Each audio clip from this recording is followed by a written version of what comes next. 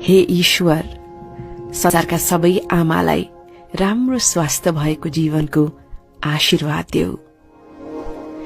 संसारमा आमा बाहेक अरू कोही छैन जसले नबोलिकनै मनको हरेक कुरा बुझिदिन्छ। बच्चालाई गाली गरेर आफै एकान्तमा गएर रुन्छिन्।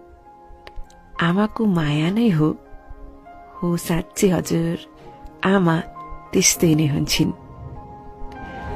आमा ती हुन् जसले अरू सबैको ठाउँ लिन सक्छिन्, तर उनको ठाउँ अरू कसैले लिन सक्दैन। मेरा सारा गल्तीहरू माफ गरिदिन्छिन्। एकदम रिसमा भए पनि माया दिन्छिन्। उनको ओठबाट सधैँ आशीर्वाद निस्कन्छ। त्यस्तो गर्ने एक मात्र व्यक्तिको नाम नै आमा हुन्छ। यात्रा लामो छ, लक्ष्य टाढा छ। छोटो जिन्दगीमा तनाव धेरै छ।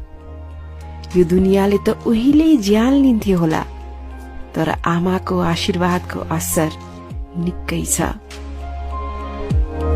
हरेक सम्बन्धमा मिलावट देखे, कच्चा रंगहरूको सजावट देखे, तर वर्षौं वर्षौं हो आमालाई देखेको।